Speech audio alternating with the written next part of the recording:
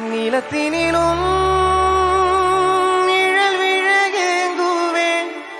நிழல் விழுந்த மணலையும் அடியினில் தாங்குவேன். உடையென எடுத்து என்னை உடுத்து நூலாடை கொடிமலர் இடையினை உறுத்தும் ரோஜா.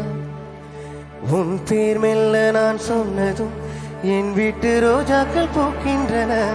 ஓர் நாள் உனை காணாவிடில் எங்கே உன் அன்பென்று கேட்கின்றன.